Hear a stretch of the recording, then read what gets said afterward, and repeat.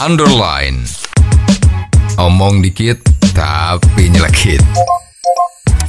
Bersama Om Bob.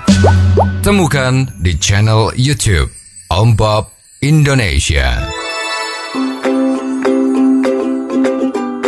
Om Bob, pemerintah berencana akan menjalankan teks amnesti jilid 3 mulai 2025. Bagaimana Om Bob menggarisbawahi masalah ini? Ya, kemarin kita dengar ya dari DPR yang baru ini, apa yang akan jadi prioritas untuk tahun depan itu salah satunya adalah teks amnesti jilid 3. Ya. Sekarang kita sudah 2 kali kan, Betul. 1, 2, ini yang ketiga. Ya. Apakah namanya nanti teks amnesti atau apa, whatever nanti kita lihat ya. Tapi intinya memang melakukan satu pengampunan. Ya, ceritanya pengampunan dosa. Ya, sekarang ini kan pemerintahan Prabowo ini kan sekarang kan niatnya betul-betul kalau korupsi di Indonesia itu harus dibasmi.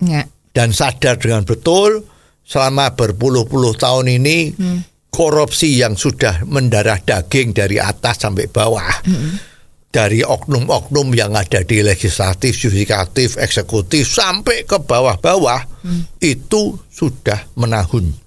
Itu yang menyebabkan pembangunan di Indonesia dari segala bidang, ekonomi, pembangunan fisik, pendidikan anak-anak kita, gizi, ya. Stunting ada itu akibat dari korupsi yang keterlaluan. Ya, maka korupsi ini harus dibasmi lebih dahulu sehingga semua pembangunan itu, semua usaha untuk mensejahterakan rakyat macam-macam itu bisa jalan dengan semut. Jadi ini adalah satu fakta bahwa Indonesia itu korupsi sudah nggak karuan di mana-mana ya. Oke. Ya, di bidang pendidikan ada. Bidang kesehatan ada. Bidang perpajakan ada. Bidang pengadaan barang ada. Bidang pembangunan ada juga ya. Jadi ini repot ya. Lah, sekarang masalahnya kalau mau bersih-bersih di dalam lembaga Republik Indonesia sekarang ini yang kodenya sekian ini, itu kan ada pameo. Apa itu Om Bob? Kalau mau membersihkan lantai, itu harus pakai sapu yang bersih kan? Ya, kalau sekarang mau nyapu, tapi nyapunya itu kotor, lah kotorannya kan tidak bisa bersih. Bersih datang lagi, bersih datang lagi dari sapu itu. Atau contoh yang paling gampang ya, itu tadi kan pameo sapu. Ini misalnya kita mau ngepel. Ngepel tuh kamu pakai kain pel yang kotor.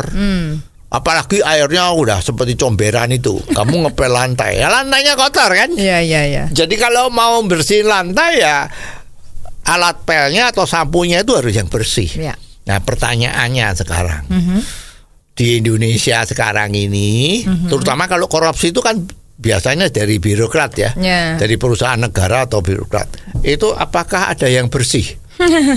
Pertanyaannya, ya kemarin ada dari, kalau nggak salah dari tokoh yang sangat terkenal kita, pengusaha hebat, pernah jadi duta besar, yaitu Peter Gonta. Peter Gonta mengatakan jalan yang terbagus adalah sekarang ini mencuci dosa-dosa orang-orang yang sekarang masih duduk di dalam pemerintahan maupun lembaga yang lain yang sekarang mendapat tugas untuk membersihkan korupsi kan.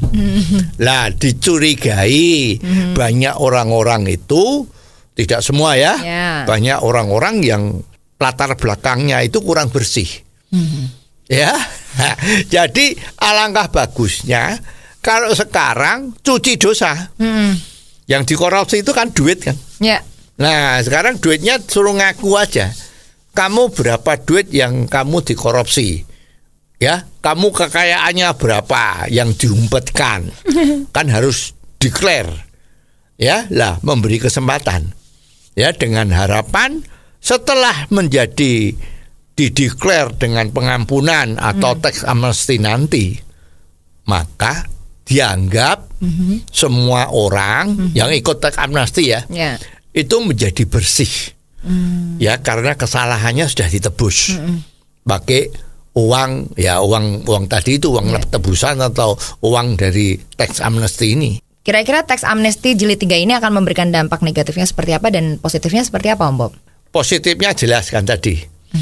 Sapu-sapu yang selama ini masih kotor, itu dicuci bersih pakai uang tebusan tadi, itu jadi sapu bersih. Jadi setelah dicuci pakai tax amnesty jilid 3 tadi itu, dia posisinya sudah bersih. Kalau bersih itu kan dia mau nyapu kan enak kan, pasti akan bersih kan. Nah, oke, itu satu. Negatifnya satu juga, ada juga. Negatifnya itu orang yang selama ini jujur, ya, selama ini jujur ya, tidak ada dosa korupsi, tidak dosa ngemplang pajak, macam-macam itu kan merasa tidak adil.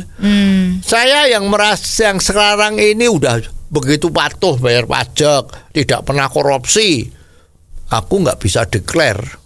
Tahu seperti ini, dulu saya korupsi, ya kan? Dulu saya ngemplang pajak, toh sekarang diampuni. Nah, ini negatifnya di situ. Ya, cuman sekarang memang harus dipikir mana yang lebih banyak. Ya, mana yang lebih banyak dan mana yang lebih urgent. Ya, lah paling sedikit yang tidak ikut tax amnesty karena dia tuh memang sudah dideklar semua, sudah bersih semua, ya paling sedikit kasih piagam penghargaan pahlawan sejati untuk negara gitu kan. Nah, sekarang yang sudah ngemplang ini sudah dilakukan pengampunan tadi itu, ya silahkan sekarang mulai kerja yang baik, jangan korupsi lagi. Nah, setelah ini selesai, pemerintahan Prabowo ini diharapkan bisa tegas, tidak pandang bulu. Siapapun yang berani korupsi, ketahuan, hukum seberat-beratnya. Bila perlu sampai hukum mati. Dan undang-undang yang selama ini masih ditunda itu, perampasan aset dari koruptor harus segera diundangkan. Dan dengan demikian senjata dari pemerintah untuk membasmi korupsi ini sudah lengkap. Ya, tinggal kemauan yang harus ada. Dengan adanya tax amnesty ini, mestinya ya korupsi ini akan menjadi jauh berkurang. Oh, jadi begitu ya, Om Bob. Jelas deh sekarang. Terima kasih Om Bob untuk waktunya. Sampai ketemu lagi di waktu yang akan datang. Underline. Omong dikit tapi nyelekit. Bersama Om Bob. Jika Anda suka dengan channel ini, jangan lupa subscribe, like, dan komen.